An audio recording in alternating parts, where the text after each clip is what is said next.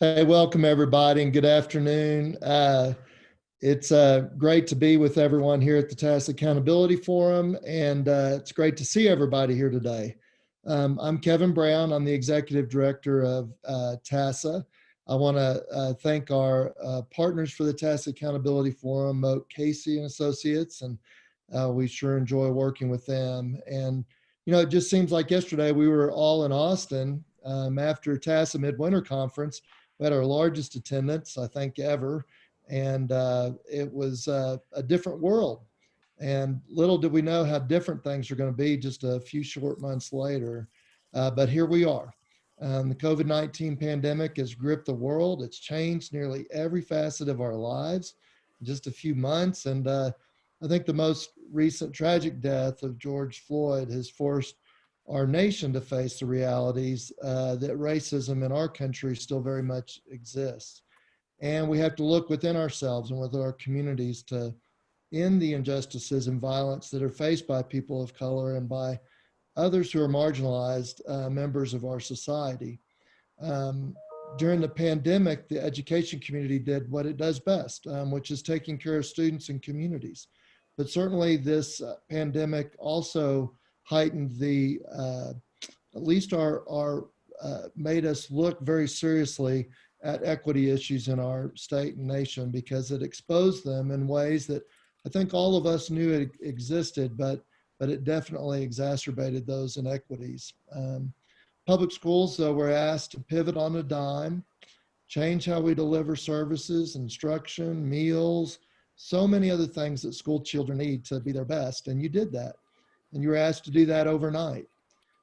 Texas Public Schools gladly accepted the challenge and once again rose to the occasion, as they always do.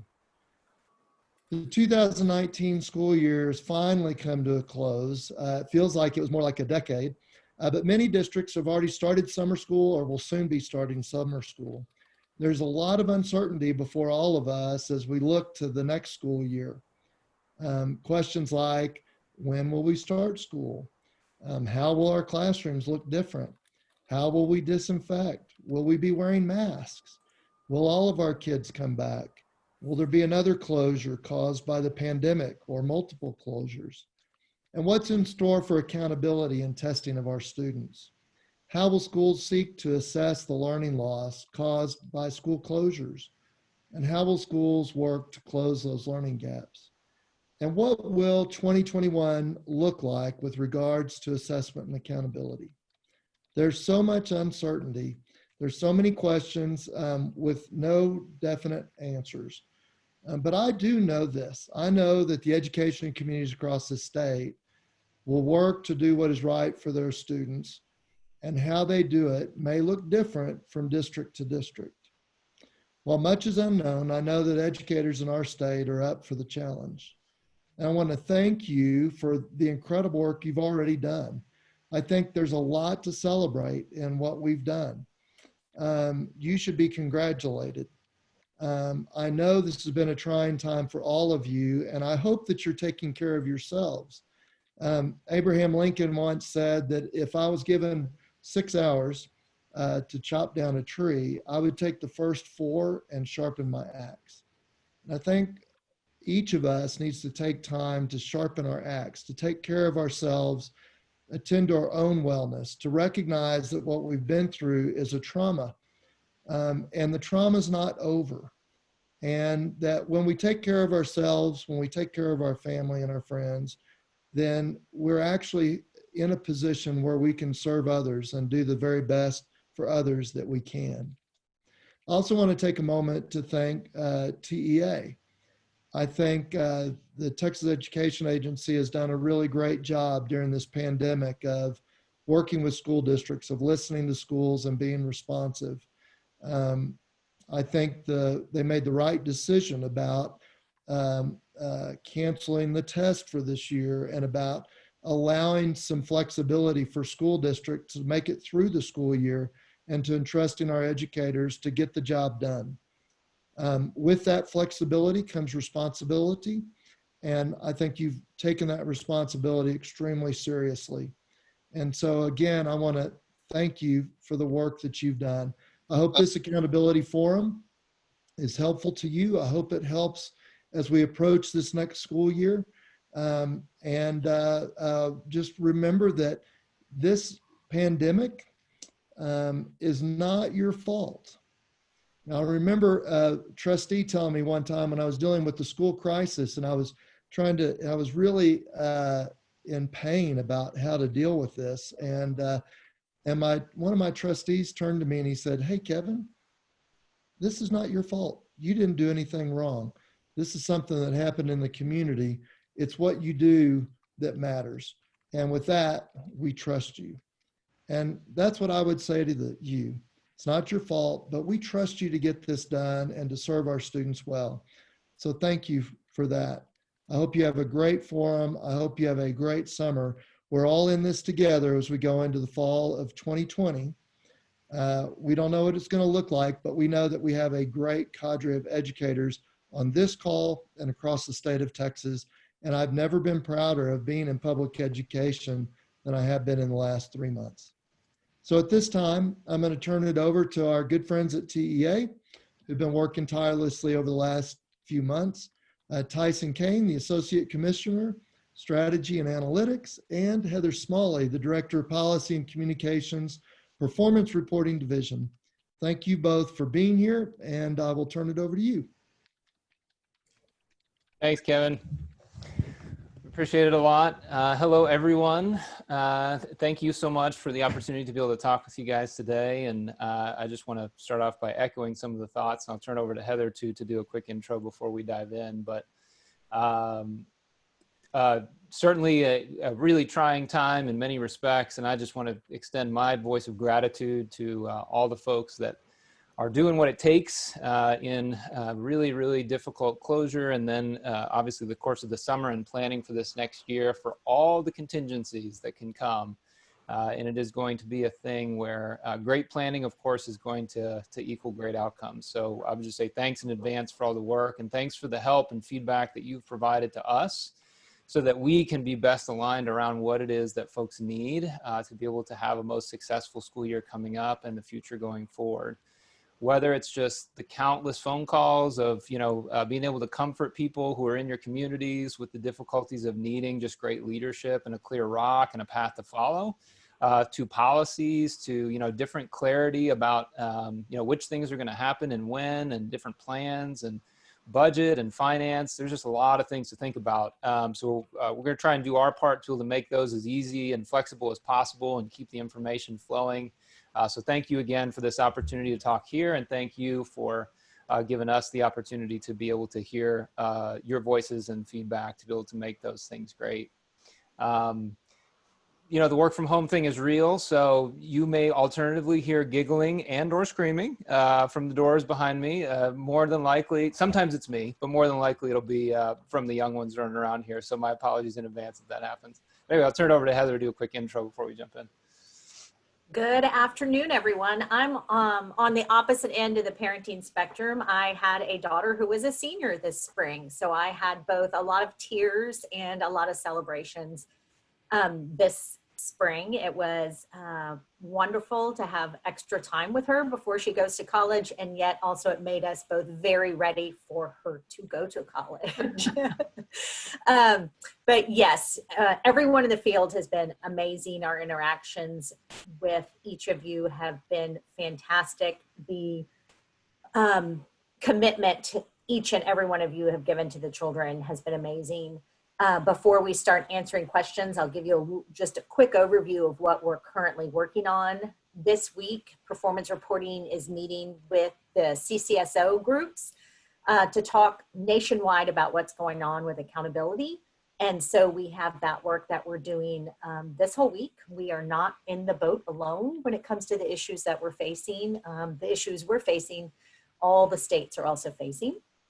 We are going to be working with the U.S. Department of Ed on any kind of waivers or amendments. They have not said anything about 2021 yet. So we are working with CCSSO to have one large voice to reach out to them with our questions. We have met with ATAC and APAC this spring, actually last week, and We are working toward 2021 issues. Many of those we'll talk about in the questions that were submitted today.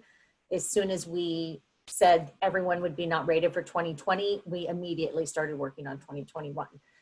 So the issues that we talk about today, if there are other issues that you can think of in your district, because we're such a varied and unique state, please share those with us. If you think there is something that's going to come up in 2021 that you're concerned about, please reach out to us and we will look at that, take that into consideration. So Tyson, do you want to start our questions?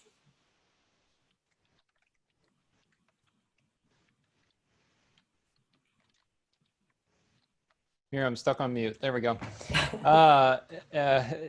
Nothing like realizing it and then you can't find the button. Yeah, I'm happy to jump in with the testing questions, and then Heather, if you want to, after that, maybe go with the accountability ones. That sound good? Sounds good.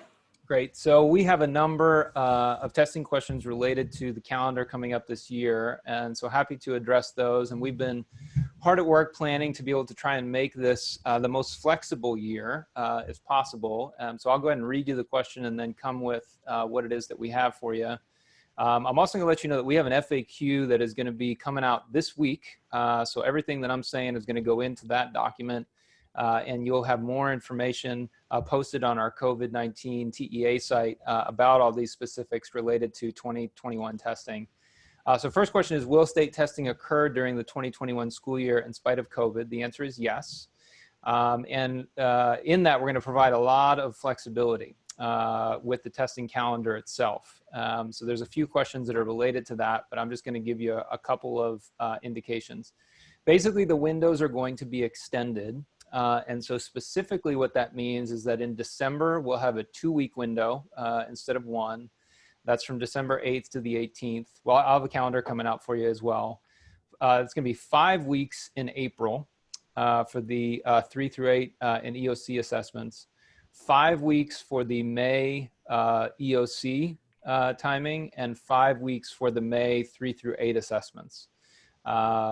In addition to that, it'll be 2 weeks for the June assessments. So we have those different assessment administrations, and so each one of them is being extended for a longer period of time. So again, that's going to be 2 weeks in December, 5 weeks for April, 5 weeks for each of the May administrations, because we have EOCs, and then we also have 3 through 8 that are on a little bit separate timelines, and then 2 weeks for June. In each of those cases, the first week of those windows will be the time to administer the test on paper, if you want to do that. And that flexibility for the window is going to be specific to testing online. And the reason we can do that, of course, is that in online testing, we can get the information back much quicker, which would allow that flexibility to test much later into the year if needed. So the idea behind the larger window is that it's going to be somewhat unpredictable, once we get to these areas, when schools open or schools closed, or to what degree we can bring students into school and in what percentage capacity.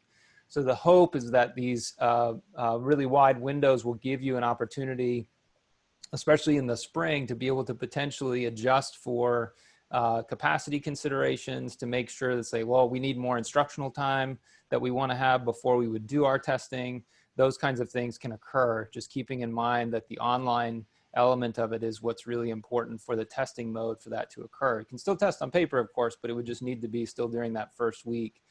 This is just to make sure that the reporting can still get all the way through the system by the August deadline, the August 15th deadline that we have to provide that information to be able to make decisions on the following school year that I know many districts depend on. When we think about updates, continuing on this note, another question is parameters and restrictions on the windows themselves. So apart from what I just mentioned to you with regard to online or paper, the other thing that I want to make sure that we do have implemented that it's exciting to announce is that we are going to also have rolling scoring that will occur during that window. So you don't have to necessarily wait all the way until the end to be able to start getting results for kids. So should you decide to stagger them and test at different times, we're going to actually be able to get the reporting to you over time for the students who have completed it, and then you can get that information earlier than you would have to wait for everybody to do the wrap up. Obviously, given that there will be differences across the schools within the district, that final file that has all the information won't come until you've had all the testers, including the makeups or folks that might have missed some of the earlier dates. But in the meantime, rolling reporting is a new feature that'll be out this year that we think will be great, and I think ultimately a function of being able to also turn around information much more quickly so that people can use it in their decision making. Different question, are there any updates regarding implementation of 3906? In terms specifically on this question, has the transition to online assessments under 3906 been expedited or affected by remote learning and the likelihood that many students will be learning from home next year? So the answer to that one is that no decision has been made about the requirement to test online, which 3906 at least points to when we think about the transition to an online testing environment 100%. And let's keep in mind, whenever we say that, by the way, that doesn't mean that students who still require a paper accommodation won't receive one, even in that environment, right? There are students who either can't physically use the interface of a computer or require accommodations for which a paper just has to be the case. And so of course those students will still be able to receive those, but it's for all other students that we'd have the normal testing format. In terms of the implementation timeline, no updates, but we do have a survey out right now, and you may have seen it, that is specifically about this topic, looking at the preparedness for testing online across the state. So that includes considerations about resources. It includes considerations about staffing, about training and things of this nature. The more completely that we can get that information, the more robust an analysis that we can do, and then provide information to the legislature, because we have session coming up, as you know, to be able to potentially act on the information that we gather. So if we say, well, we have a lot of this being the status, here's potentially some of the ways that we can then support from a legislative standpoint if this is the continued path that we're headed on. Clearly, remote learning for some portion of the year and for some portion of students is going to be a reality, clearly. So planning for that and planning for the likelihood that we're going to have to at least become, I think, more digitally adept in many of these respects, I think is going to be a good investment, and I think an understood investment. But from there, we'll see kind of what the information says, and then how the legislature decides to act based on that information. Let's see, last question. I'll provide updated information regarding the federal testing requirements and accountability regarding substitute assessments. So Heather can speak to the accountability side, but we have no updates from a federal standpoint in terms of requirements for substitute assessments. So those are, as of now, unchanged from a federal standpoint. So those are the high points for the calendar adjustments and for the rolling scoring. Again, everything I mentioned here we'll have, including more detail in an FAQ that we'll be publishing up soon that'll give you some additional detail. And so looking forward to making sure that people have the information they need. But we're hoping that the additional flexibility, speed of reporting for this year will be two things that will make the whole process a bit easier to implement in light of the difficulties that we've got operationally addressing this year. So thanks so much, everybody, for having us today. We really appreciate it. All right, I'll jump in and go through the submitted questions and talk about accountability. So the first question was about changes to the accountability calendar. August 15th is our statutorily required date to publish ratings. So as of this very second, our accountability ratings for 2021, however those will look, will be released on August 15th. The second question, what effect will the lack of indicators have on 2021 ratings? Obviously, there will be a number of impacts. For example, academic growth on STAR, with the lack of spring 2020 results to measure growth to 2021. We're talking about, with ATAC and APAC and other stakeholders, how will that look? How can we measure growth for 2021? Again, other states are in the same boat that we are. We're getting a lot of feedback from other states on what they're looking at and the different ways they're examining that. We've talked to ATAC and APAC about some of the downfalls of switching possibly to 2-year growth or doing a different kind of growth. So we're definitely open for adjusting growth for 2021. ELP, the TELPAS for 2020 was optional to complete that for a composite rating. So we know that that will be impacted, and that is a federal requirement. So again, we will have to work with the USDE on how we can adjust that.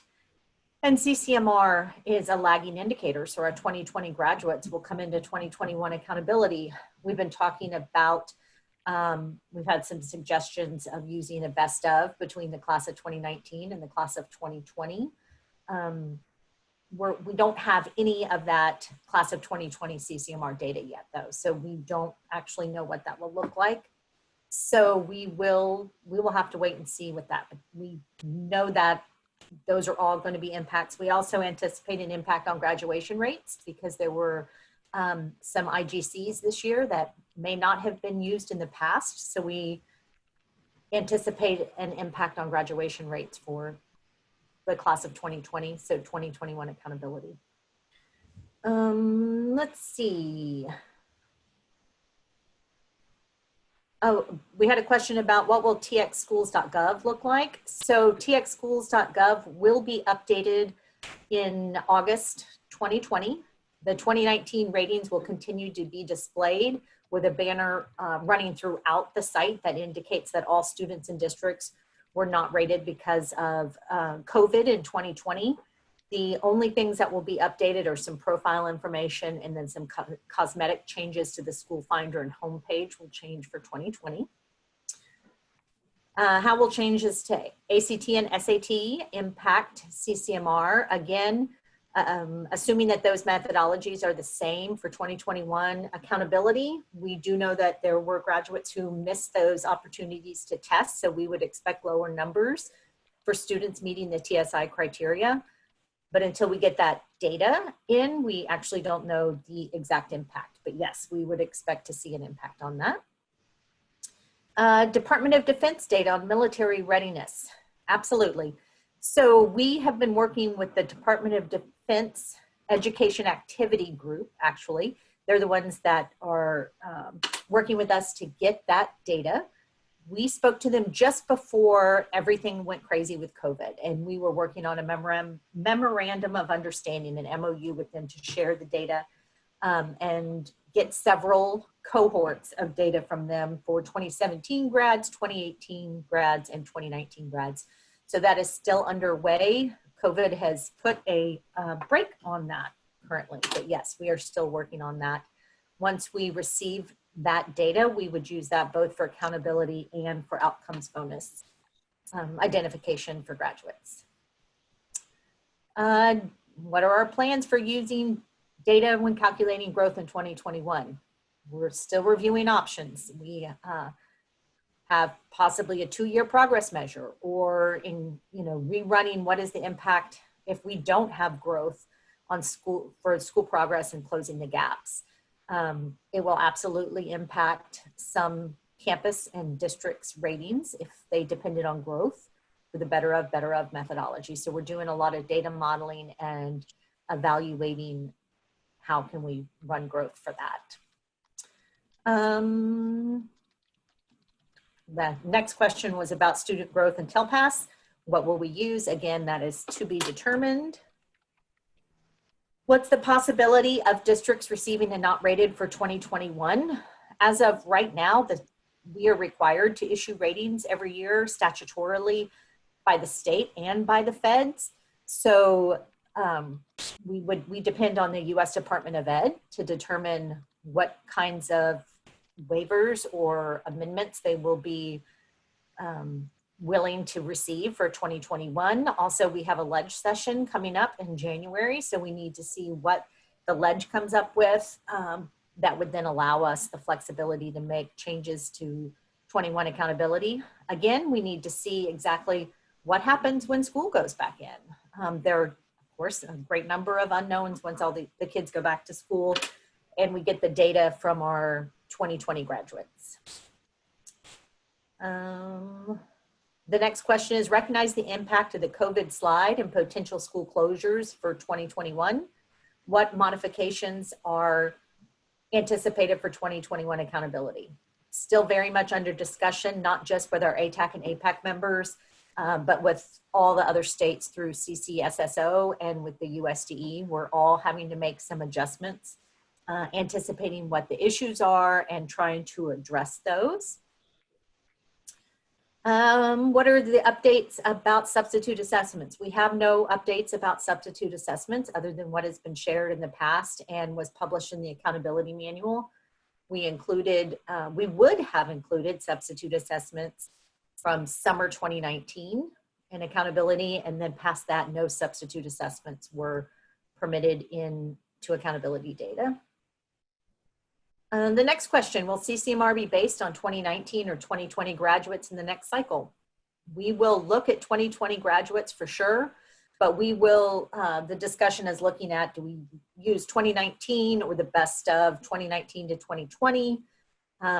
We need to get that data in for 2020. 2019 data is still being processed. That will be shared out in August for you guys.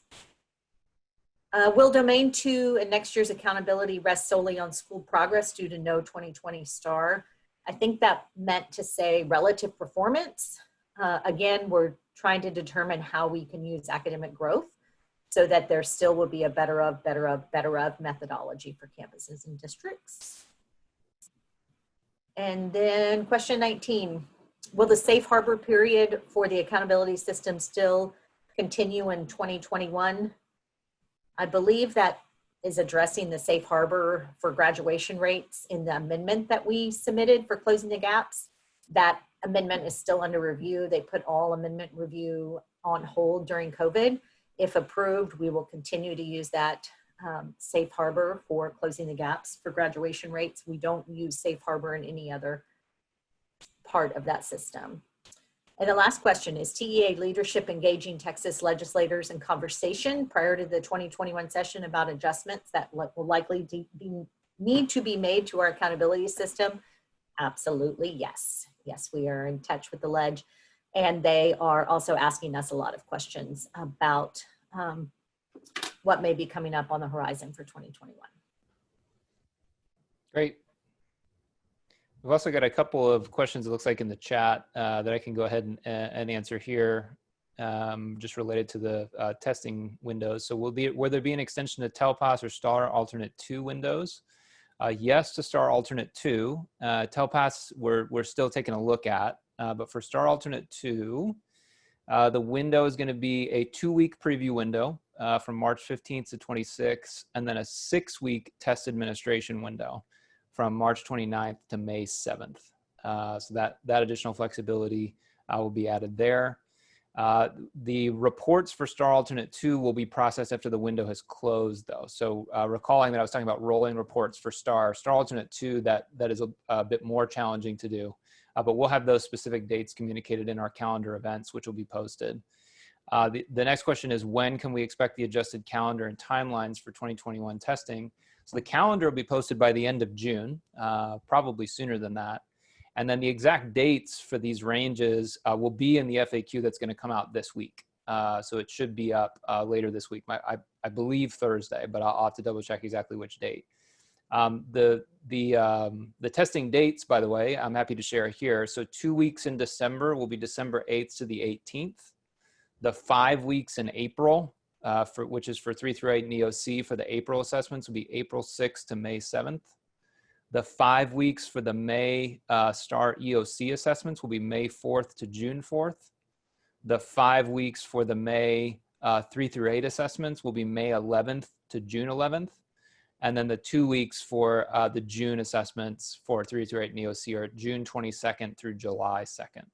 So again, all that'll be in the FAQ. We'll have those ranges for you, and then we'll have the updated calendar coming out to you before the end of the month in a separate publication.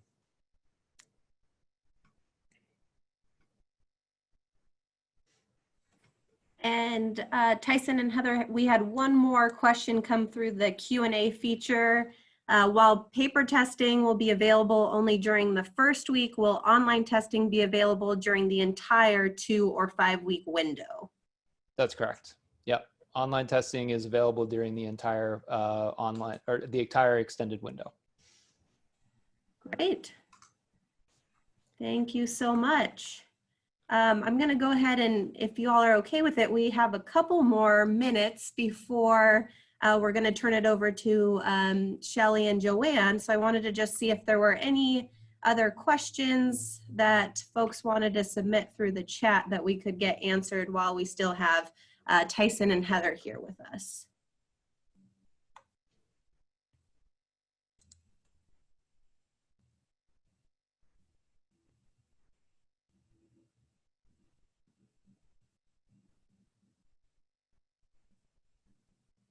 I'll give a quick CCMR update to fill in the time. Great, thank you. Last spring, we released CCMR list and gave a corrections window for that in April and May.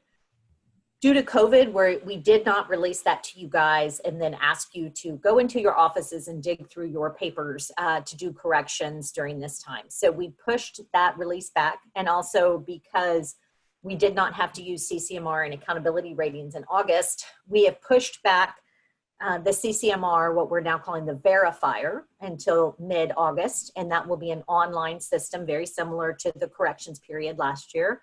Your 2019 annual graduates and their CCMR indicators will all be online, and then there will be a window until October 1st to submit any corrections and updates to those. Again, anything that was submitted in PEAMS is not correctable. These are additional SAT, ACT, AP, etc. We saw kids who would reverse their first name and last name or put that their date of birth was 1923. So those are the kinds of things that usually come in during that corrections period. Also around the same time, we will release the CCMR tracker, which is for your 9th, 10th, and 11th graders. So the children who are not yet on the CCMR annual graduates list and any kind of CCMR data that we have related to those students. That will not have a corrections period until their annual graduates, but it will give you data on your upcoming students who have already completed some CCMR indicators. Great. Looks like we got two more as well. One is the lack of field testing, change the timeline for the embedded writing questions on future ELAR tests. So that actually, I'm going to leave that one to Shelley because she's going to come talk to you guys about actually all things new items for STAR in the next topic here that's on the agenda. So she'll have information related to what the timing looks like for various types of items and things related to that.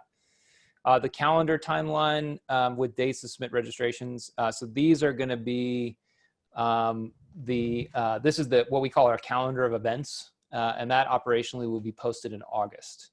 So that's that calendar of events is separate from the actual testing calendar itself, of course, and that testing calendar will come out in June.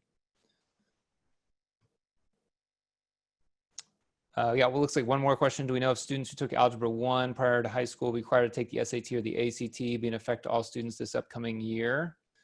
Don't know on that. I'll have to actually check on the rules. Heather, I think you might have probably the latest. Yes, that is a rule. We have not worked out yet, though, when those students will be included. Will they be included the year that they take an SAT or an ACT? For example, if they take it as a freshman, will we include them as a freshman? Or will we build a cohort of students and include them when they are seniors, or will we lag it after they are seniors?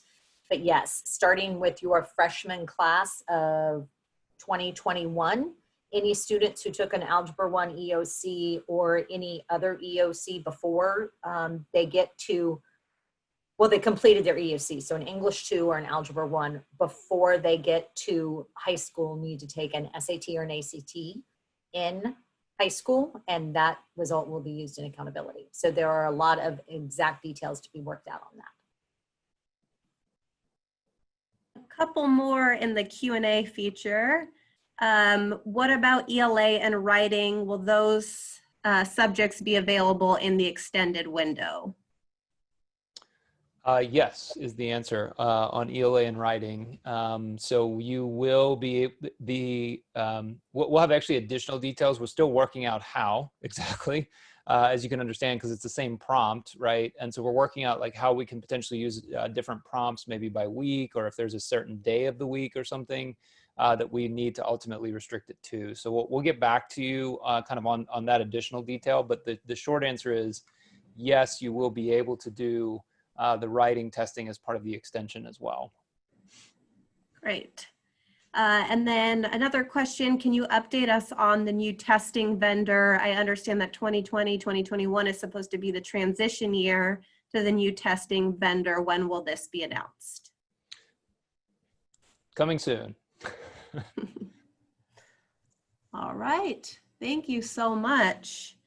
We got a thank you for answering all these questions and getting the information out to us. I know we always appreciate having you all come and address these questions, even when we know so many things are unknown. And I know our TASA Accountability Forum members are always happy to be a resource. And so we are very appreciative. I know Terry answered a question in the chat that we're going to do our best to send out a summary. I have the Q&A document, so we'll be including that in the follow-up materials as well.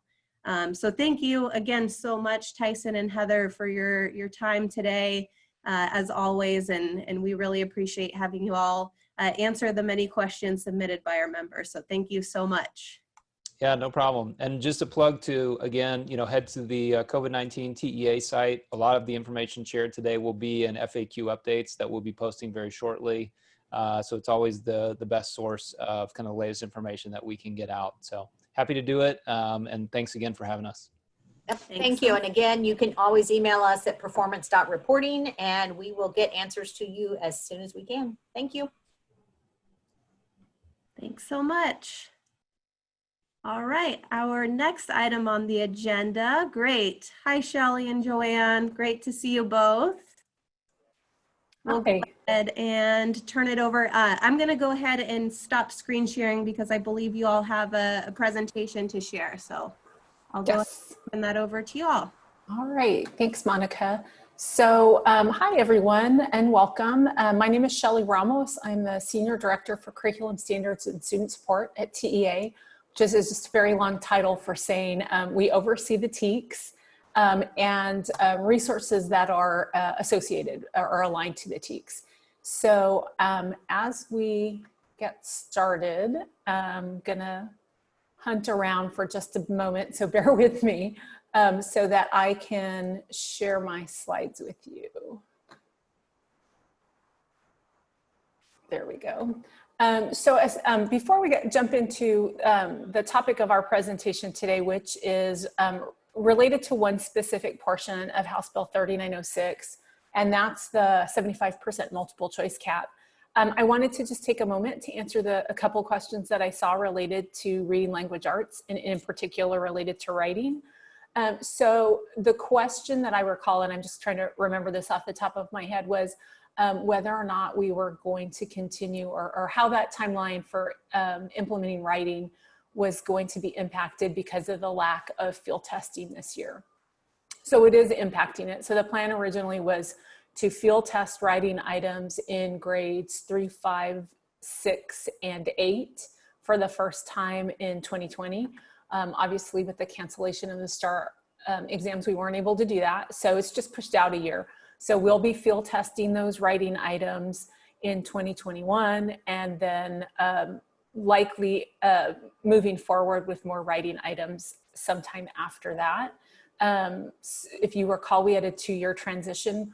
We still intend to do that 2-year transition for STAR for reading as we get everybody up to speed on the new standards and as we try to implement some of the other components of House Bill 3906. And as I said, in particular, the one of interest today is a little bit about the new item types. So as many of you know, I'm sure, House Bill 3906 placed a cap on the number or the percent of multiple choice items that we can have on the STAR exam beginning in 2023. So we're still a few years out, but you know, of course, that it takes us multiple years to to develop, collect data on, field test these items. So we've been doing that. So we're going to share a little bit of the background with you right now. Then we'll talk to you briefly about scoring options and considerations that we're talking about currently related to the scoring of these new item types. And then Joanne's going to share with you a demonstration of some new item types. So I will just say you all are the first people to go through this demonstration other than our own staff. So one, you should be really excited by that. But two, I'm going to ask for your grace because we are going to actually be using the platform so that we can show you the interactivity of these items. So my request for grace is if we have any technical problems, we've got a backup plan. So just we'll ask for your patience as we go through that. But just to get us started, I wanted to share a little bit of information with you, just the background, which I'm sure many of you, if not all of you, know. So House Bill 3906 was signed into law about this time last year by the governor. A few things that it's done, of course, we just talked briefly about the writing items that are going to be embedded in the reading assessment. So now all grades 3 through 8 will have writing. Actually, all grades 3 through English 3 will now have writing once that full redesign is implemented. But more importantly, it also requires the agency to move to an online assessment. And as part of that, I think the most important component is this last one. And it's really what we're here to talk to you about today. And that's this fact that no more than 75% of the items can be in a multiple choice format. So we've been doing a lot of research. We've been looking at different items, item types, comparing that with the content that students are expected to know and be able to do at each grade level. And we've made some preliminary decisions, and that's some of the things that we're here to talk to you about today.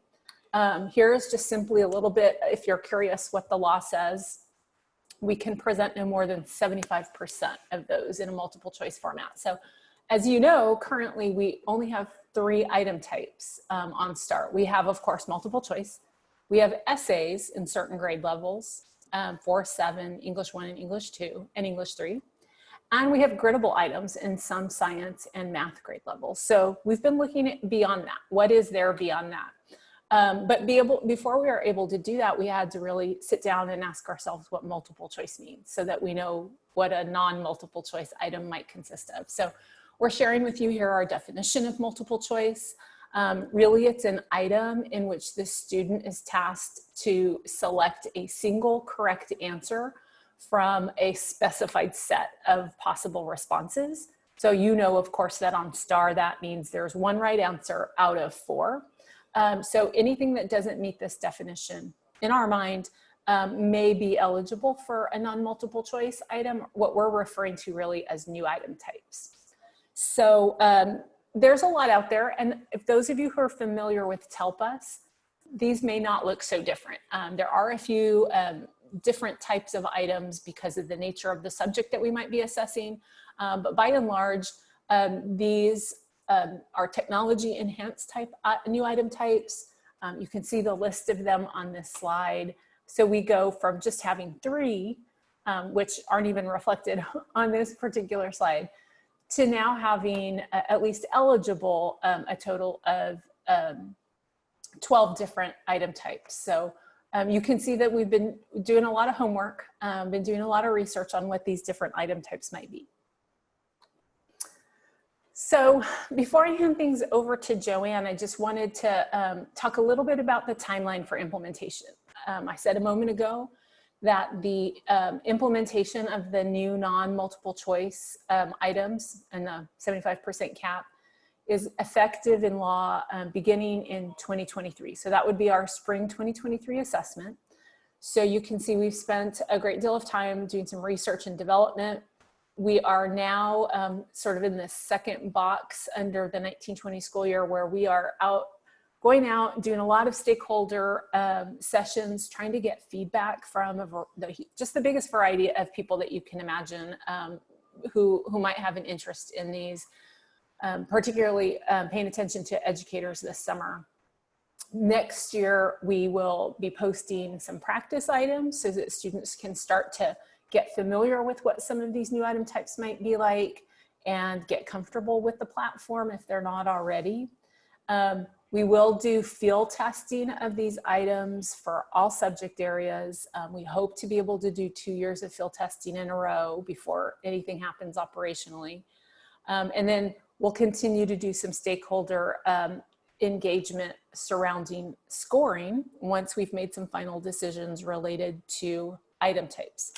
One thing I do want to emphasize is I said earlier, these are preliminary decisions. So it's very possible that we could go out and field test items and find out that they didn't work the way that we intended them to, or they weren't assessing the content the way that we thought it would. And so we'll make some adjustments to it. And it's one of the reasons why it's nice to be able to have 2 years of field testing before we go operational.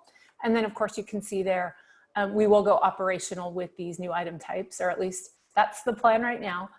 Is to go operational with them in spring of 2023 for all grade levels and all subjects. All right, I'm going to go ahead and hand things over to Joanne, who will talk to you a little bit about scoring.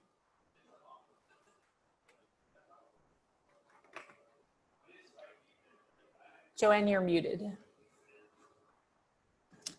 There we go. That's helpful. Thank you. So I've noticed a few of you in the chat have mentioned that you are unable to open the slide deck. So I will be sending that to Monica so that she can send it out to you as well. All right. So as you can see on the screen, we've got several objectives that we have for our new item types. We want students to be able to engage with a variety of interactive high interest items and to allow them to more actively demonstrate the proficiency that they have of that standard. It could possibly also allow us to assess more content in fewer items, different levels of thinking from the student, and then provide some teachers with more specific actionable data that measures the student level of understanding and have a positive impact on instruction and student learning. So I have a question. What I'd like to ask you to do is to respond in the chat is, what benefits do you see to having one assessment item that could assess more than one SE? So if you can respond in the chat, we'll kind of monitor that a little bit. Joanne, you might want to repeat the question for everyone. Sure. What benefits do you see to having one assessment item that would assess more than one student expectation?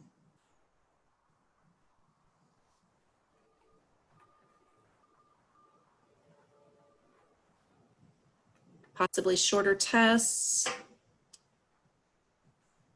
Let's see. So really, we're just looking for feedback from you. Really, if maybe it's on assessing more than one SE in a single item, or maybe it's on any of these points, any of our objectives. If you have any feedback for us, we'd love to encourage you to share it in the chat. As I said, we're trying to reach out and get as much feedback as we can. We'll make modifications in our plan as we proceed. Okay, and I'm thinking from seeing more comments come in, several of them involved shorter tests or assessing the standard in a deeper way and providing some good data for teachers. So thank you so much for including that, and go ahead, please continue to provide some feedback on that. All right, so on the next slide, there we go.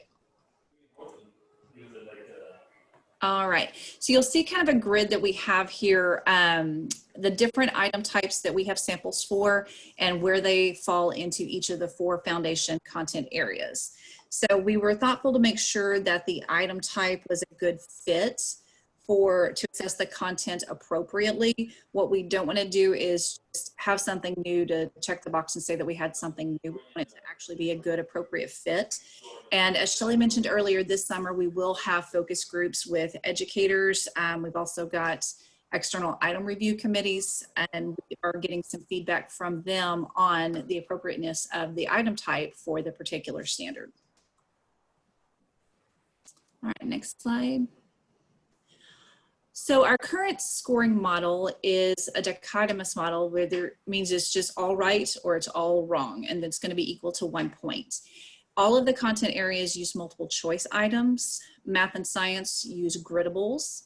And then for the writing in grades 4 and 7 and English 1 through 3, those are extended constructive responses that are scored on a rubric, and you can see the scoring there. For the new item types, we are looking at how to score those the best. Most of them are polytomous, meaning they've got more than 2 possible response patterns. And an example of 4 of those item types that we're referring to is the multi-select, multi-part, drag and drop, and then the hotspots.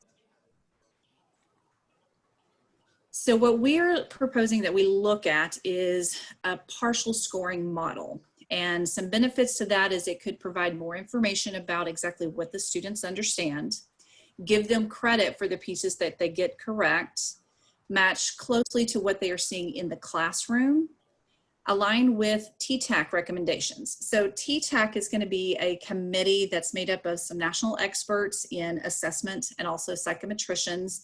And they have been providing us feedback and information to consider as we are making these decisions. And a partial scoring model does align with the recommendations that they have given us. It also gives us some flexibility. We could go back to this dichotomous model that we currently use if necessary. Okay, so now for the fun part, we're going to review the new item type samples. And on the next slide, there's a lens that we would like for you to use as you are looking at these items. And you'll notice the guiding questions on the side. What we would like to know from you is when you look at these, what information about these item types would you like to see reported to campuses and districts, the benefits that you see to these item types, and also the challenges.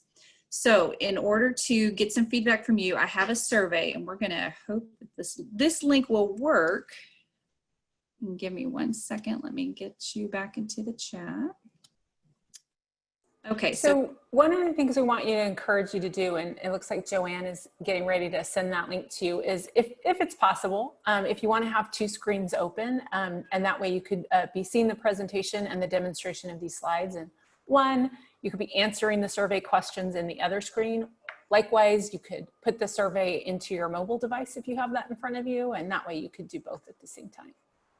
Thank you, yes. So let me give you just about 30 seconds or so, see if you can go ahead and access that particular survey. And then if you want to go ahead and just read over those questions briefly so that you're familiar with them, you are more than welcome and actually encouraged to start answering some of those while we are demonstrating these item types. So while people check the link and make sure that they can get set up with the survey, we do have an answer in the Q&A that I'd like to address. The question was, will any of these item types be available on the interims? Not immediately. So obviously we're going to be putting those on the summative, and then we'll be shifting over. It may happen on the same timeline, but it would happen, I believe, on the summative first before we start moving those over onto interims as well. But we certainly could. They are going to lend themselves well to the interims. Okay, so hopefully you've got the survey open. I did not see anything in the chat that suggested the link was not working, so that's news. So we're going to go ahead and go to the next slide, which is our first item type, which is multi-select. And on your survey, what you're going to do is you're going to look at questions 3 through 7 for each of the item types. We're going to start with a reading example. The reading samples have not yet been placed in the platform, so when we show you reading, it will be a screenshot on the slide, but the other content areas I can show you a live demonstration. So you'll notice on this particular one for reading, they give you the reference to a reading passage, actually 2 of them, and then the directions are select 2 correct answers for the question. And so as the students go through their answer choices, they are to select exactly 2. It's given those directions.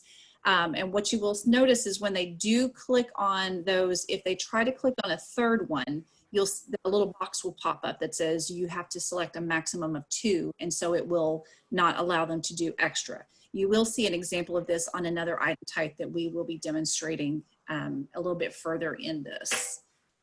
So while we are looking at reading, let me go ahead and, Okay, Shelley, it looks like I cannot share while you are sharing, so we may have to switch off here. Okay. All right, Joanne, go ahead. Sure.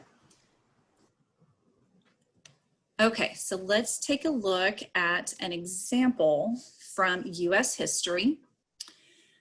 This particular one, they give them a little excerpt from a speech that was given by the US Secretary of State in 1947.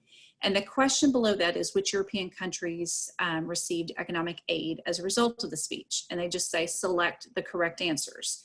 So one difference you'll notice is it did not tell them how many to select, whereas the reading item did. These are some directions that we can include or not include. But what the student would do is just click on these little circles. And in this one, because I have not told them exactly how many they can select, it will actually let me select all of them if I choose to. But to deselect, I would just click it, and then you can notice that the little blue piece comes off. One thing I do want to add is we are looking at functionality of the item type, not the content. So it is very likely you're going to see me just click on some things that may or may not be a correct answer. So if you're a history buff, I apologize in advance that I probably have clicked on several things that will not be correct, but we're looking at function of the item types. All right, so Shelley, I'm going to toss this one back to you so that we can have folks go ahead and look at their survey. And if you can look at questions 3 through 7, we'd like for you to give us some feedback on multi-select. And we'll give you a couple examples to look at if you'd like. Take about 30 more seconds.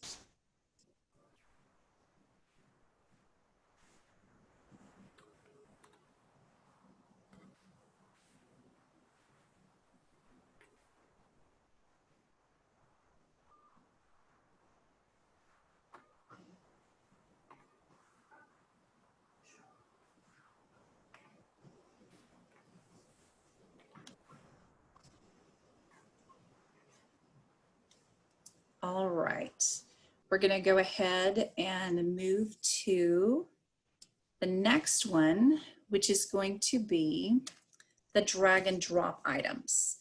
So for drag and drop, this is an example from Social Studies, grade 8. We've got characteristics included with this Constitutional Convention 1787. We've got the Virginia Plan and the New Jersey Plan. So as you're familiar with drag and drop from other things, I click these, drag them to the one that I want to put them in. If I decide I want to change my mind, all I have to do is drag it over to the new one. And if I'm not sure, I can put it back up in the top, and then I can make a decision on that one later. The next one we're going to look at for drag and drop is an example from math, and this is grade 3. So this particular one we have, excuse me, you're going to see my emails. We have some flowers for a shop that they are telling us the cost of the flowers and then what it costs the flowers with delivery. And so the student is expected to look through the table, and then they have to create what would be an equation, except it's going to be in word form rather than in symbol. So my options are the operations and then some numbers. When I click on one of the operations and move it, you'll notice the first box is highlighted. And this is one of those features we can put in to let them know that any of these operations will have to go into that first box. It's the only one it'll fit into. If I try to put it over here, it won't work. When you move the numbers, you'll see the second box highlights to let them know that this is the box that a number needs to go into. So again, that's just a feature we can build in. It does not have to be there, but it's one that might be used. So as you've taken a look at these, if you'll go ahead and go back to your survey, and would like you to answer the questions. Excuse me, sorry, there we go. Answer the questions that involve the drag and drop. And we'll put those back on the screen so that you can kind of see what they look like.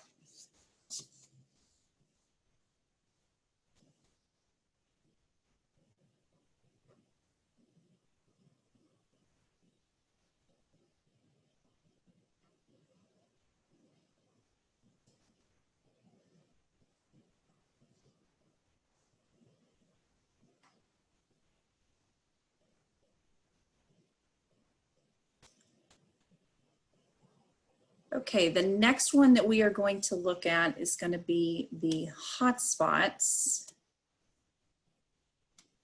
And you've seen a little bit of a preview with that when we looked at the one for social studies where they had the picture of the map. This is an example of math grade 8 where they are to find 2 consecutive points on the number line to show where the square root of 11 would fall. So a student, if you'll notice, here's the bubbles, they click on them and they will show up. Now it said consecutive, so I did 2 consecutive one, but if I did not read that and I clicked one over here, it is not going to stop me. So I did not have something built in to the directions for this one that would only show that I had to do consecutive. If I try to do a third one, you'll notice on my screen, here comes this little orange box that says I'm only permitted to do a maximum of 2 choices. So we do have that feature built in for them to see that you can only do 2 choices. My next one is going to be from, I believe this is Science grade 5. We've got a weather map and we are looking at the next 2 cities on the map to experience colder weather. And so as I do this, I can highlight the names on the particular graph. And if you'll notice, it just said select correct answers. It did not tell me how many to do, so I can click as many of these as I want to. That is, again, we've seen an example with those features built in and an example where they are not built in to tell the student exactly how many correct answers they should choose. All right, so if you will go back to your survey and then answer these questions about hotspots.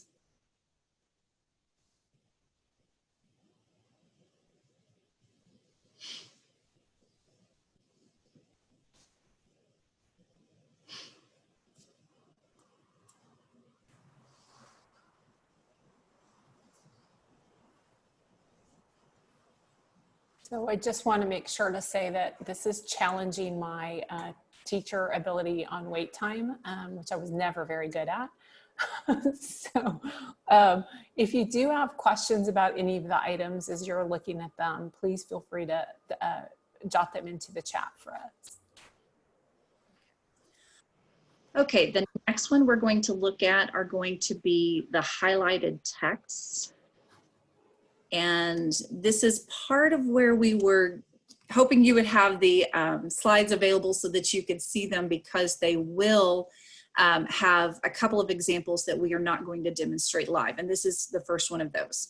So this is from US history, and we've got an excerpt from the Constitution, and they're asking which phrase shows evidence of the framers' commitment to principle of consent of the governed. And so it just says select the correct answer. So it says the correct answer, so we would assume that is 1. When I try to do this, you'll notice whatever I had previously picked is unhighlighted. So this is similar to a hotspot, but more specifically, this one is going to be a highlighted text.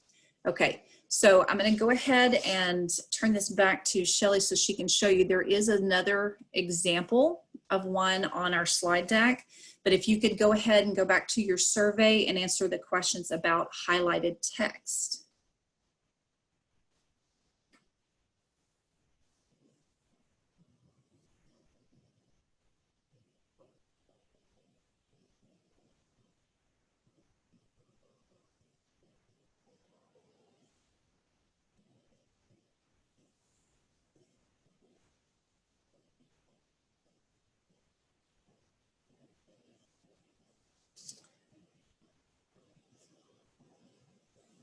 All right, the next one we're going to look at is going to be a graphing feature.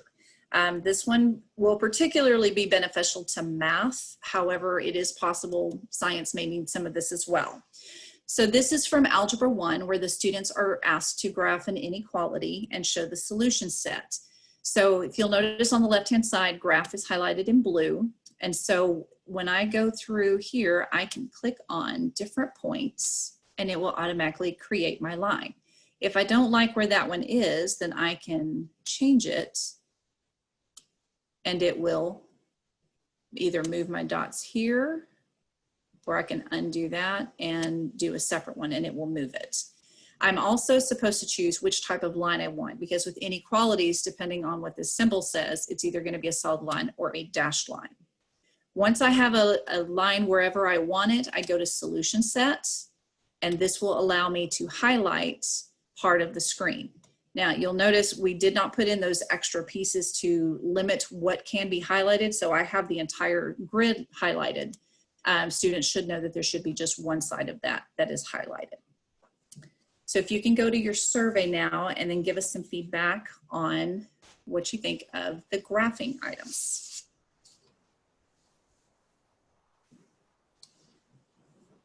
So one of the things, as you're doing that for the graphing items, one of the things that Joanna's mentioned a few times is we have the ability to set what I don't know what they're called technically speaking, but I'm going to call rules in the system itself. So for example, if we wanted to limit a student to just one solution set, we would have the ability to do that. So we would be, one of the things we're going to be talking to educators about over the course of the summer is what are the right grade levels for some of those rules? What suggestions might they have? Is it that every grade level maybe needs some of those rules? So that's something that certainly if you have some thoughts on, we'd love to hear it.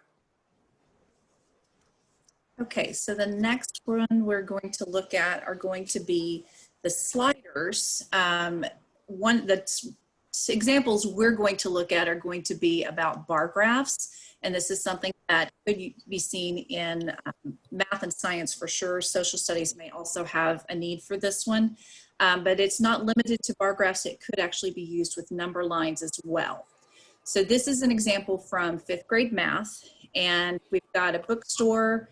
The owner's purchasing and selling books, and obviously he's going to sell them more from where he has bought them.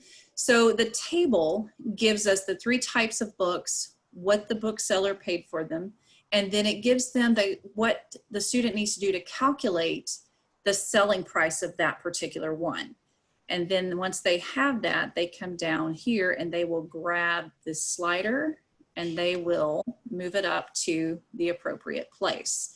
So what you'll notice on these sliders is I can go all the way to the line, or it will snap halfway in between. So like I could do a 2, I could do a 2.5 here, but it does not let me go on the quarters. So that's something that we can add to in these particular items, is to where these bars are able to snap to something.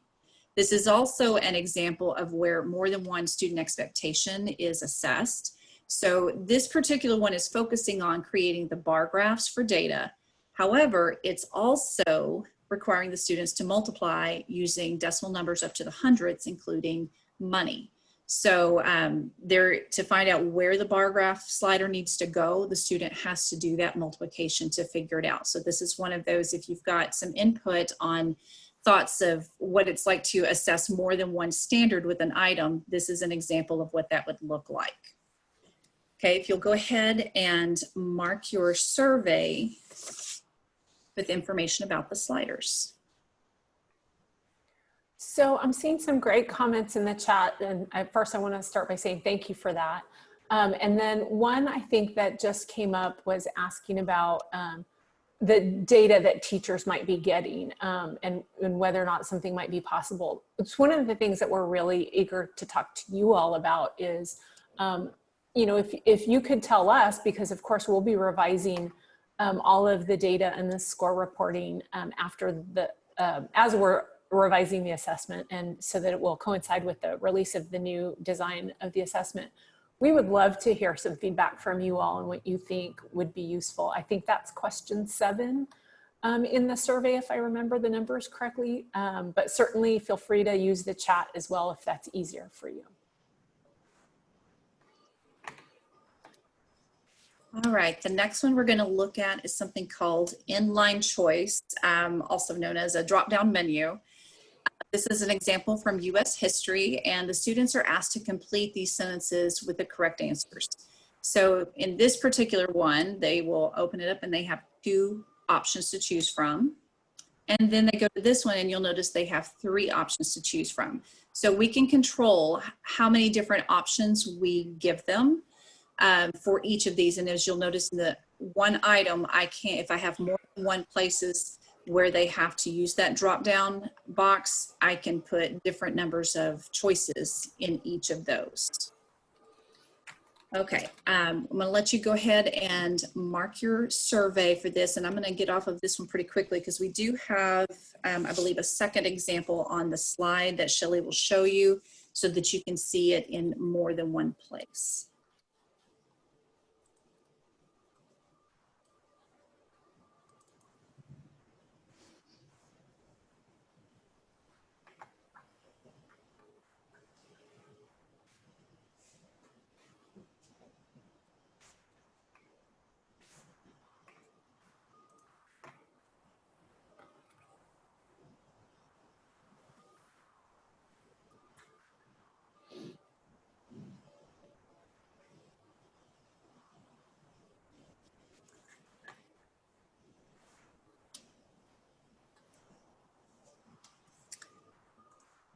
Okay, our next one is going to be text entry. Excuse me, I did not move that over to the next one.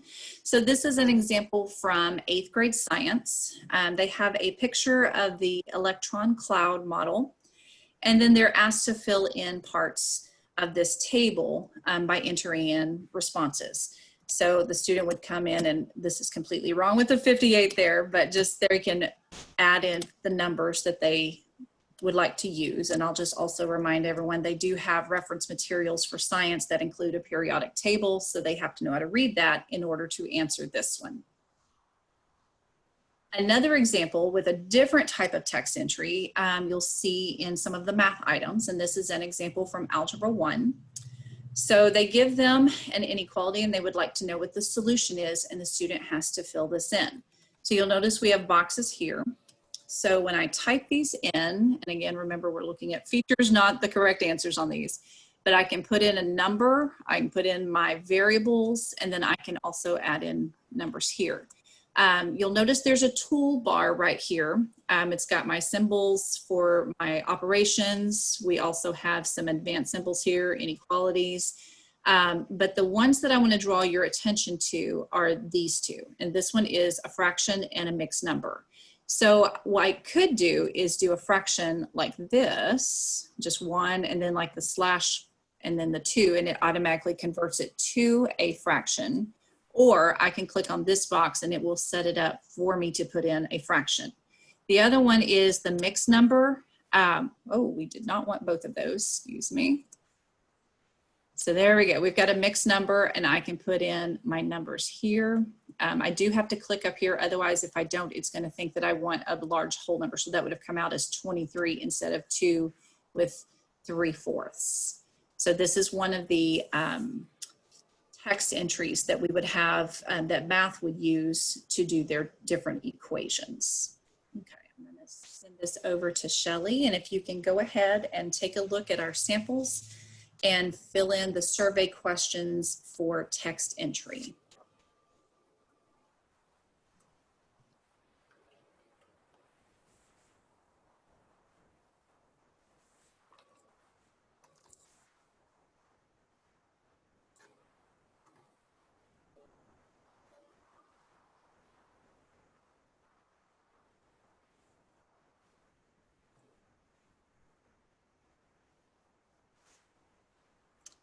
Shelley, we're going to stay on this slide deck. Great.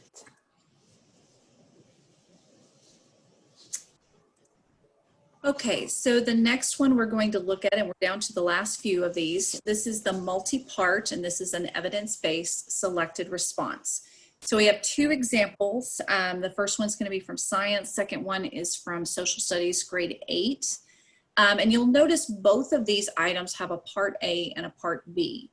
So for multi-part, you'll notice they have what we call a stimulus. On the science item, it's going to be the graph, and on the social studies item, it's going to be an excerpt. So the students need to use this stimulus to answer part A and part B, okay? The way that this is gonna differ from what we call cluster items is a cluster item, the 2 questions, the part A and part B, are gonna be completely independent from each other.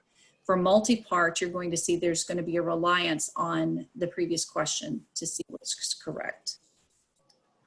We have one more example of multi-part on the next slide, which is from reading.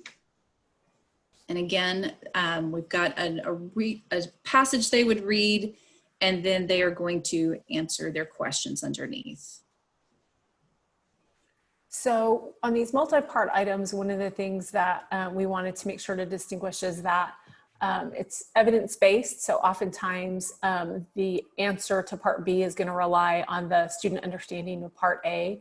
And it's actually one of the reasons why we're really interested in partial credit scoring models is, you know, maybe the student will get part A right, but then miss part B. So, you know, is it more appropriate then to give them partial credit for the portion of the answer that they got correct, as opposed to a dichotomous model, which it's either all right or all wrong.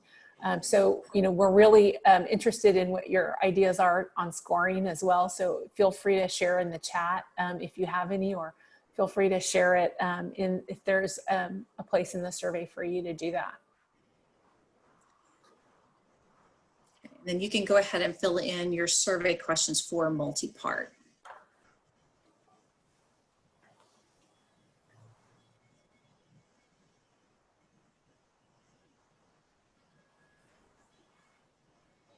So in the last few minutes that we have remaining, I want to show you just the last two item types that we have.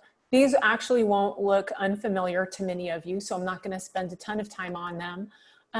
If you recall back a few years ago, STAR, Reading Language Arts, had short answer constructed response items on it. And so that's an item type that we would like to bring back. And so you can see here, the students asked to read the passage and then cite evidence from the passage in their response.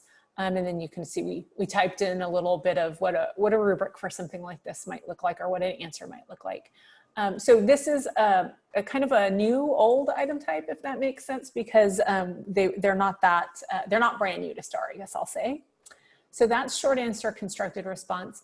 What would be new though is that we are proposing the potential to introduce short answer constructed response items into other subject areas rather than just reading language arts. So here you'll see a math item that is asking the student to enter their answer. So they are having to construct their answer to this. And then you'll see a science item as well, where they're being asked to use the stimulus to present their answer in their own words. These are limited, you know, they are intended to be very short answer responses, not, you know, essay length or probably anything, you know, in reading beyond a short paragraph. So if you want to take a minute either now or in a few minutes to answer the survey the survey questions about the short answer constructed response. But I don't want to keep us waiting too long because I know we're running short on time. So I'm going to jump just into the extended constructed response. So this will look very familiar to you. It's really what we would consider the essay at least on the reading or the writing exams. Again, here, our goal would be to perhaps introduce these extended constructed response items into different subject areas. Of course, you know, every teacher we talk to tells us this would be an ideal way to assess student understanding. Let them put it in their own words. So that would be our goal, is to be able to get to a place where we're able to do that. So here you'll see a social studies example and a science example. And then, of course, if you will go ahead and respond to the survey questions for both short answer and extended constructed response, we would appreciate it.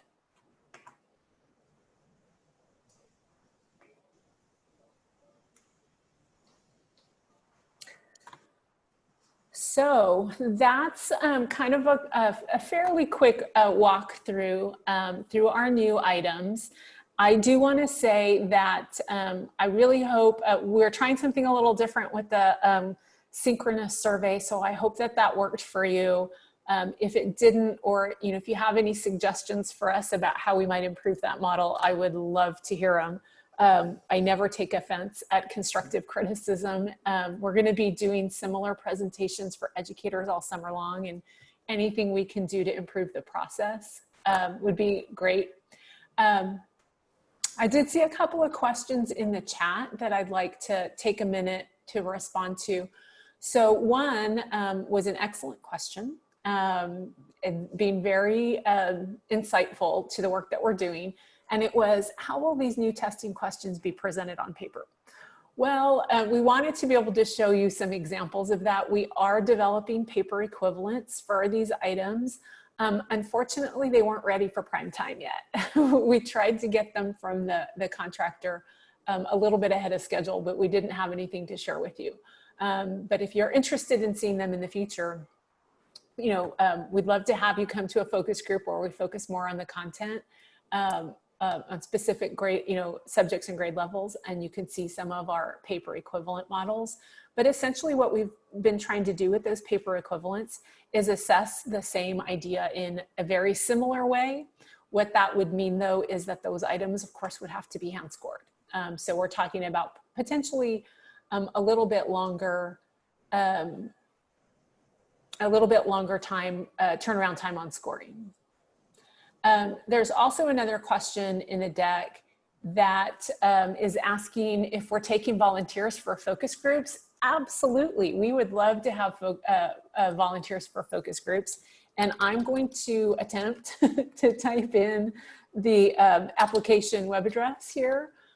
So Joanne, feel free to take over if there's anything that you want to share. Now, we absolutely would love volunteers to be in those focus groups. We'll be talking with a variety of educators, you know, all summer long and some even into the fall as well, where we would like to have them look at their content specific areas and look at those samples and talk about, you know, what does this look like with their content for their grade levels or the grade bands even. So yes, by all means, please sign up to do that, because we will be forming those pretty soon, and we would love to have your input. And I am just trying to get the web address for you, so sure. Bear with me. The other thing I want to point out is Casey did put a reminder in the chat to you all. I apologize for the technical problems related to the deck of slides, but that's going to be shared with you from TASA. So thank you all very much. Okay. And I'm just copying and pasting right now so that I can give you the link to the application. If you have teachers or colleagues that in particular you'd like to share this with, please don't hesitate to do that. Share it as much, this link to the application, share it with anybody that you'd like. I'd also like to add, we would like some of your Spanish bilingual teachers also. We need those as well, particularly they are tested in Spanish, grades 3, 4, and 5. We will be including them in the focus groups as well. So please make sure if you've got those teachers and you think that they'd be interested, pass that on to them, because we'd love to have them sign up as well. And I think, yes, okay, so the link is now in the chat. So feel free, again, go explore it yourselves. You will be selecting the STAR committee that's on there. And like Shelley said, please pass that along to other folks too. I see a couple of questions in the Q&A that I want to address before I hand things back over to you, Monica. So one of them is, how will some of these item types translate to the paper form approved as an accommodation? We're already working on that. I don't have specific answers for you yet.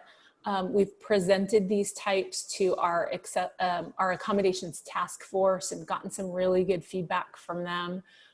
We'll be looking at it more in the coming months as we prepare for a field test for these items. So, you know, I think I would just say stay tuned. There's certainly more to come in the next year, year and a half as we continue to work on them. And then I would say, I think I see another question asking about the presentation, so that's coming. There's one about accommodations or standard by grade level. I'm guessing that's the restrictions that we're putting of how many they can select and that sort of thing. That's just an area we'd like to get feedback from teachers on. So it's something that would be present for all of the students. And if I misinterpreted the question, please add some more information back in and we'll address that. I see another question, and I promise, Monica, this will be the last one before we pass things on.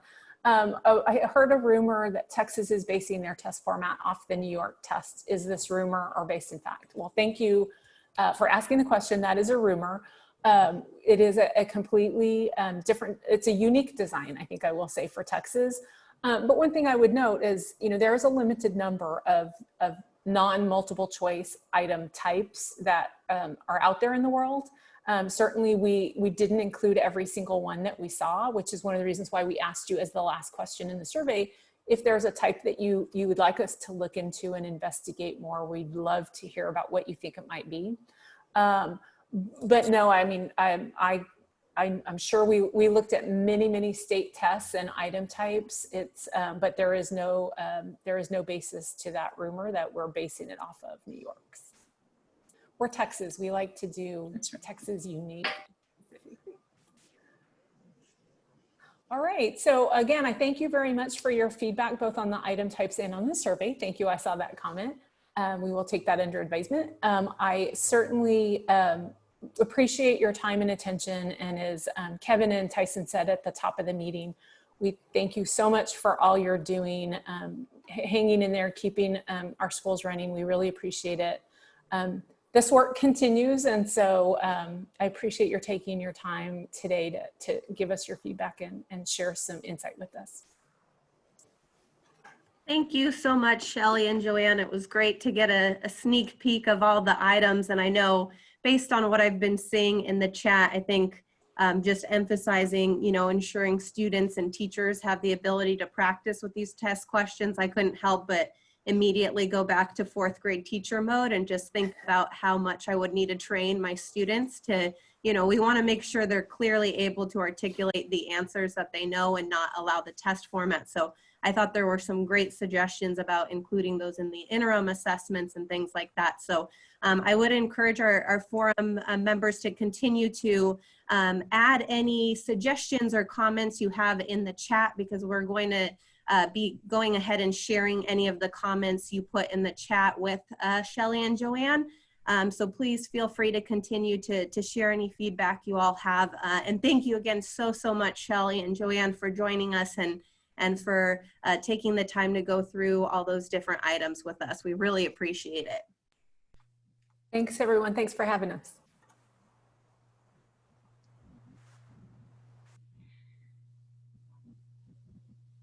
Well, again, thank you to TEA. Really a huge appreciation to our TEA partners, to Tyson and Heather, who shared the TEA's update on accountability and our assessment calendar.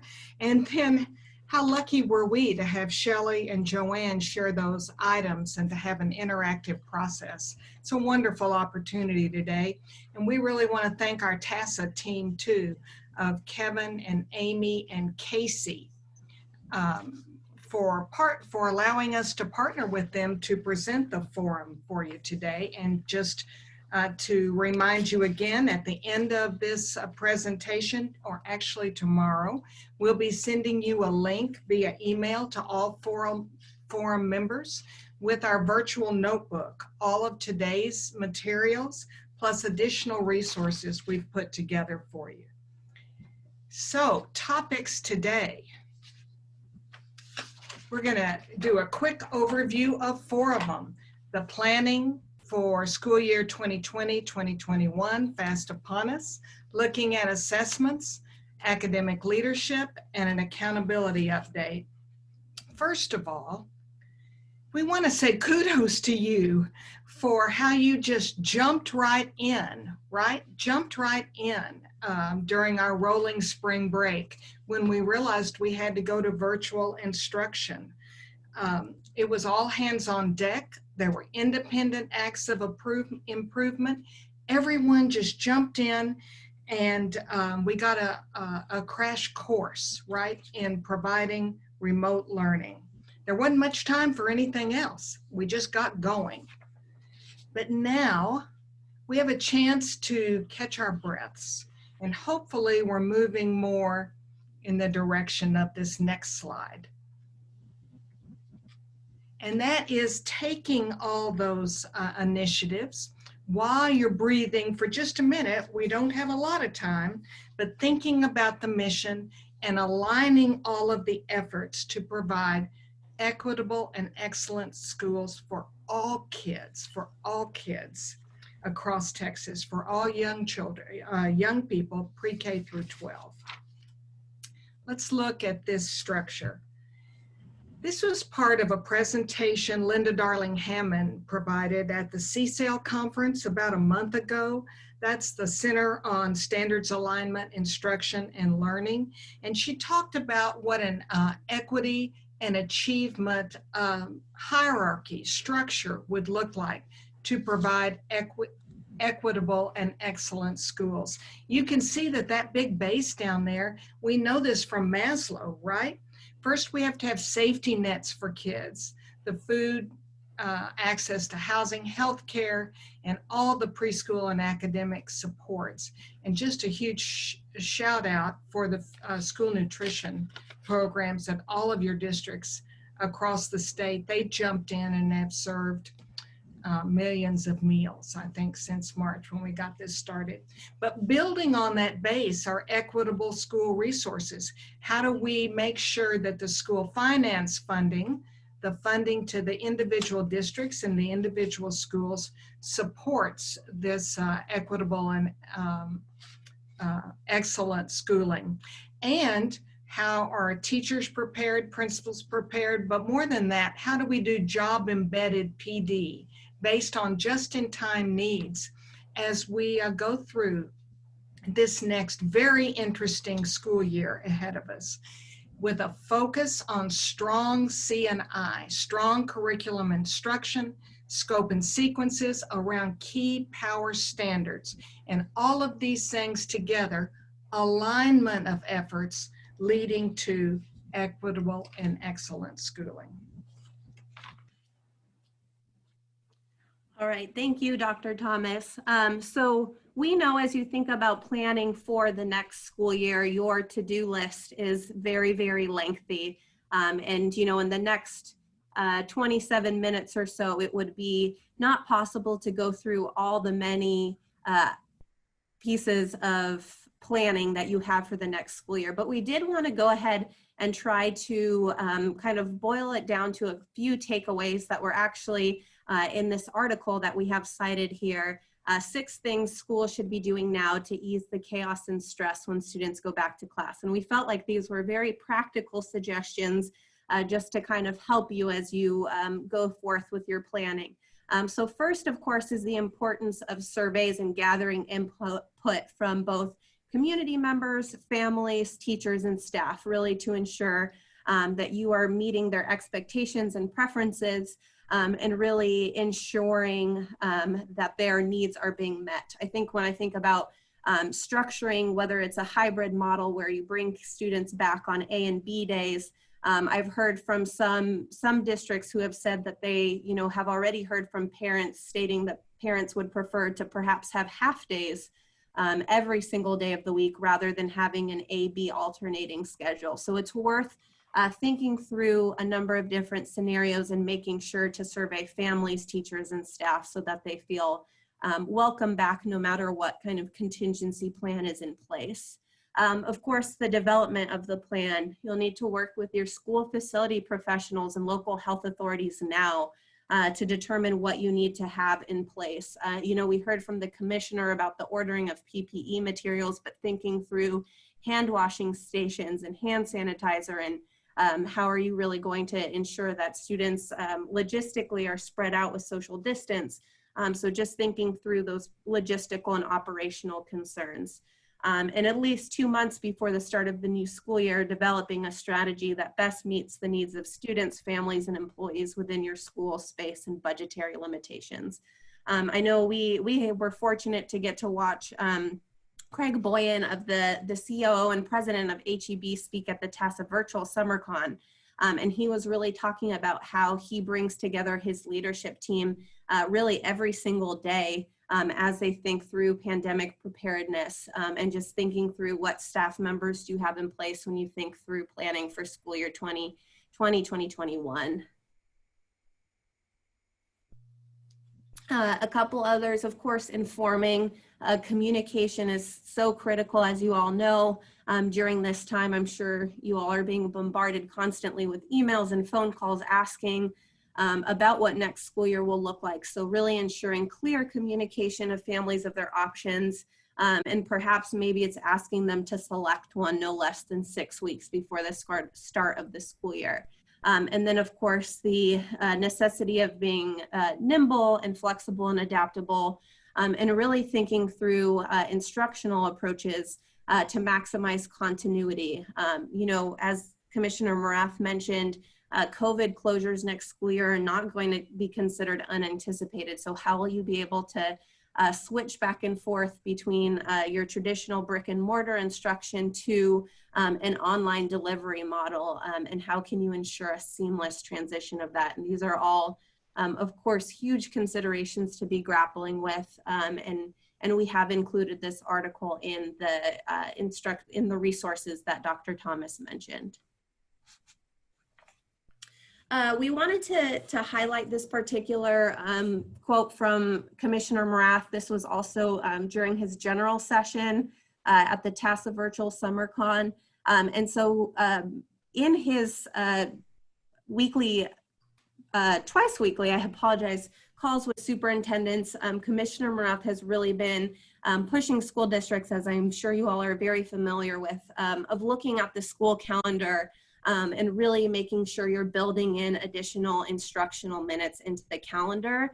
I thought this was a really important component to highlight because I have not heard him mention this before.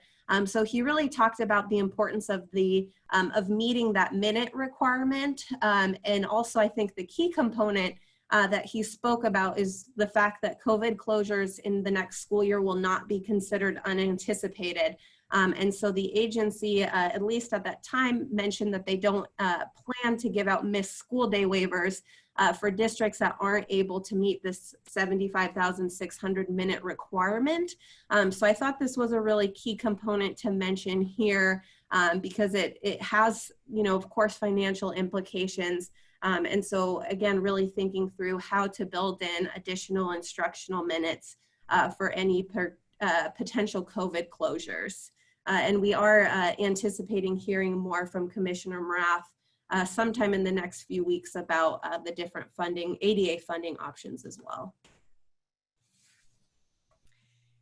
We had the opportunity to listen to a webinar by General Stanley McChrystal about leading remote teams. It's a challenge, isn't it? And he said, leadership in a time of crisis can be compared to a sailing ship. You have to constantly change the sails to adapt to the wind. Well, if any of you are sailors, you know when the wind changes, you have to move that tiller and come about. And that's, I think, a good example of what we've all been doing, you've all been doing since the COVID-19 pandemic began. Advanced preparation is the key. Just as Monica was saying with those minutes about the school year, we don't have control over COVID-19, right? We don't have control over that situation, but we do have control over how we respond. So that idea of being able to be comfortable with some ambiguity, being adaptable, nimble, and agile, that's how we go forward. Terry, tell us about how that looks with accountability. Uh-oh, you're still muted, Terry.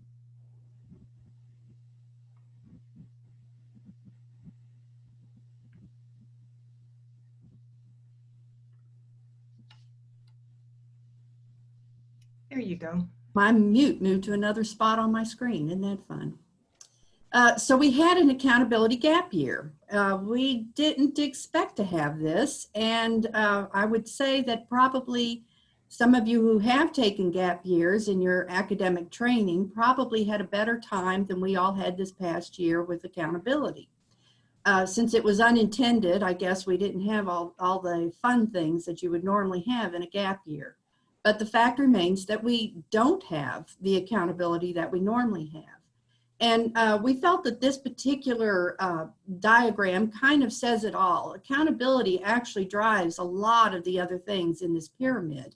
And when you pull accountability out of the equation, you end up with having to depend more on all of those other triangles. You have to depend more on your academic leadership teams. You have to depend more on assessment results, and you have to depend more on instruction. And as we go forward into the next year, these are the things that we're going to have to look at in the absence of the accountability triangle.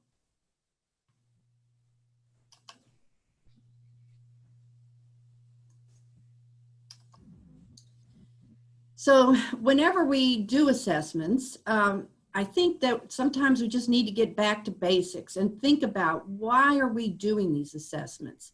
And we have to go to all of those questions that you always get asked in a journalism class, the who, what, when, where, why, and how.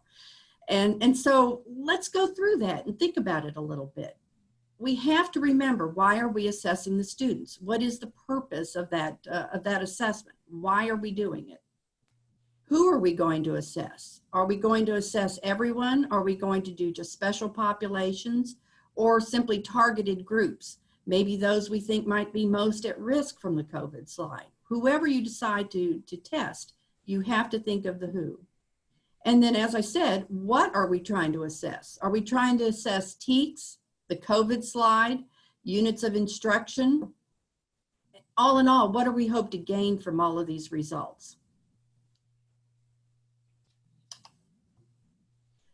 The next question would be, when are we going to do this? Timing is everything. Are we going to just do this in boy? Are we going to do it monthly? Are we going to do something every 6 weeks?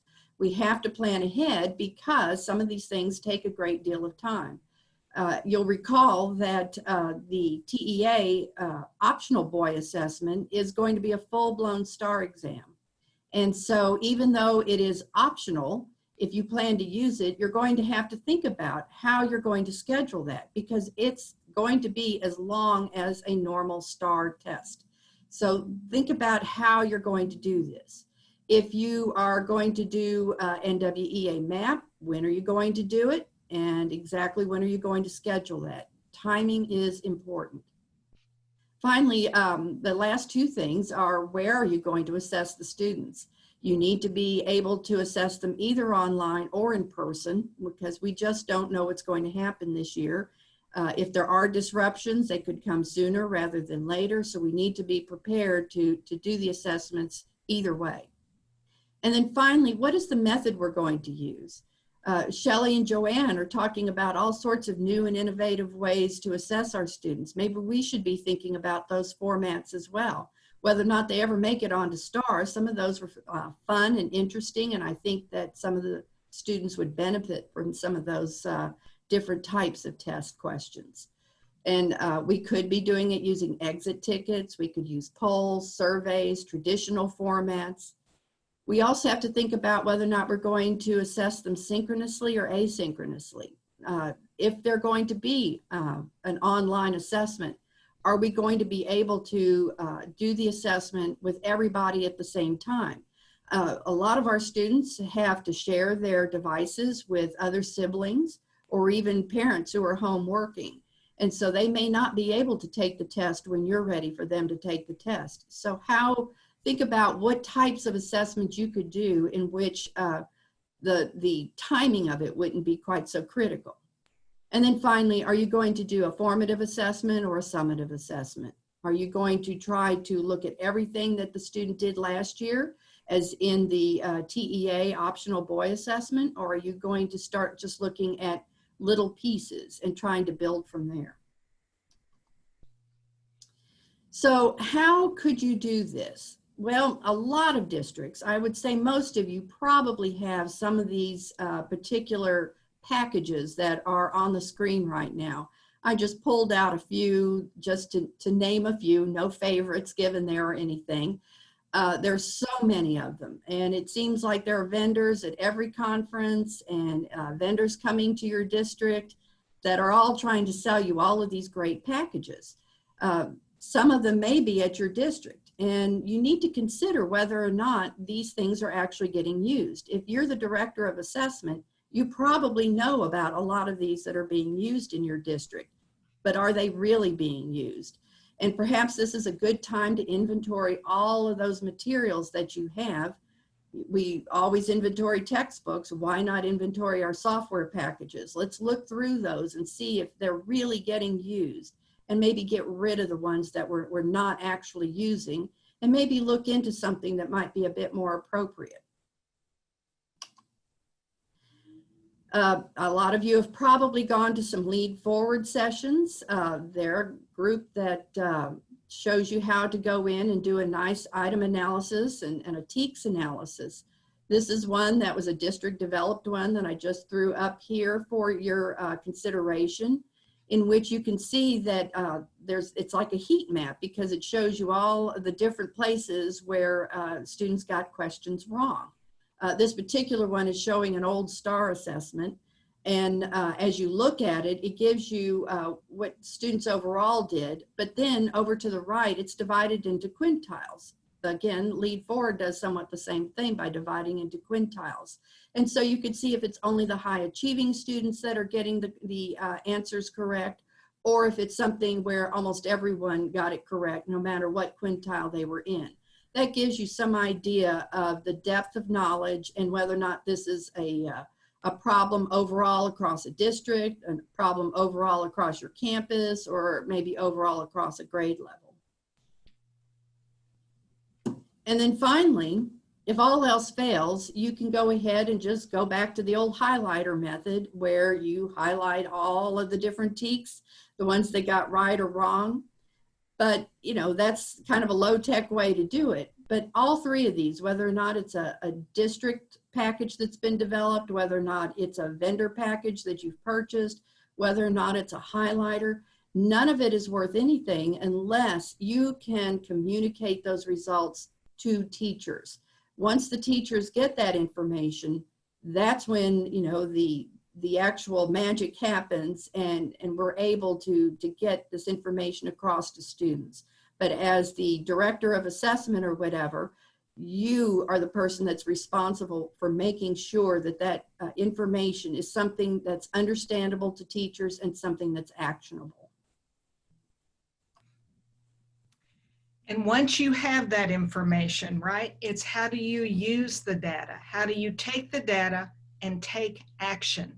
It reminds me of a professor in my doctoral program that said, this is what you can gather your data, but unless you tell the so what story, it's not being helpful to you.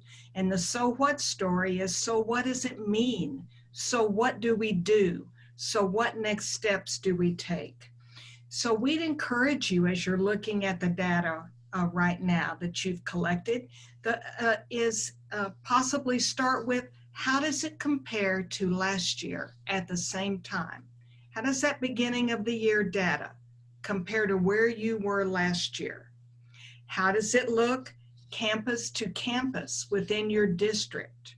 Are the campuses that are struggling more, according to the data, than others? And then within a particular school, are there as we compare classroom to classroom, subject matter, grade level subject matter to each other? Once you know that, you can really do two things. It's a two-step process. You can redistribute your resources, the resources of time, extra time, the resources of extra staff, extra people, extra instructional specialist staff to support those teachers as needed. Financial resources too, to pay for extended day, extended year, extended week. And then to rearrange the scope and sequences in order to target power standards as needed. Those hard to teach, hard to learn standards. How do you spend time on them for initial teach and then cycle back to them to be sure kids have it? It's all about using that data to drive instruction, right? What do we do at the classroom level by subject and by grade so that teachers have the information and time to talk, time to work together to determine how do we reteach, where are we going to spiral back and where do we make sure we have strong initial instruction on new TEKS for that grade level? What would it look like if we were teaching remotely? If we had to do intervention in a virtual kind of way? But the goal, right? Our mission is the same: equitable and excellent schools for all kids. And this is that closing that achievement gap piece for our learners who are struggling. So the goal would be annual growth for all students and catch-up growth for those kids who are behind. So as we heard from Commissioner Morath last week at his general session at the TASA Virtual Con, we heard from Tyson and Heather today. So this will not be, new information for all of us here. We do anticipate that STAR will go on and accountability will go on for next school year. But it is clear that they will have to make adjustments to the system, particularly when we think about growth. And so we really wanted to highlight our ATAC and APAC members and really ensure that you all are making your voices heard, reaching out to ATAC and APAC members, and really, again, ensuring that they are hearing from practitioners. Commissioner Morath mentioned that the goal is for kids to reach the same levels of achievement and of proficiency as any other year. And of course, we know that this is going to be a huge challenge given the COVID slide.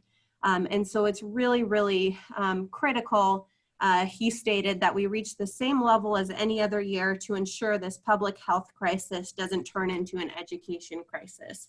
And so that being said, again, we know that accountability and assessments are going to be back in the mix. And that really is going to be a challenge for our teachers and our administrators to really make sure we're making up those instructional gaps and really focusing on those other key components of academic leadership and instruction to ensure that our students are receiving the best instruction possible that's really driven by data and using assessments as intended to help differentiate instruction. And so again, as the TASA Accountability Forum members, we will be certain to keep you updated with any new information and guidance coming out of the agency. We wanted to highlight a couple of upcoming commissioner rules that are currently in the process of being updated, as you see here. And really, again, making sure that your voices are heard in the rulemaking process as well. And Terry, if you don't mind going to the next slide. Here we see some specific ones, both with public comment periods that have already closed, but also with some that are still open. So as you see here, adding optional flexible online testing window to existing rule. They're anticipating opening up that public comment period. And so again, we will be certain to continue to keep you all updated on what's going on as this continues to be an evolving situation. And so again, we really thank you all for joining us today. Absolutely. And if you have a question right now, drop your email in the chat along with the question, and we'll work to get back to you.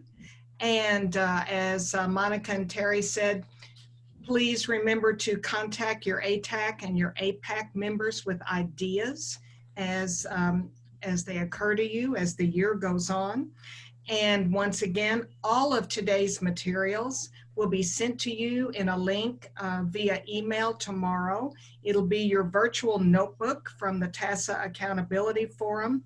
And we will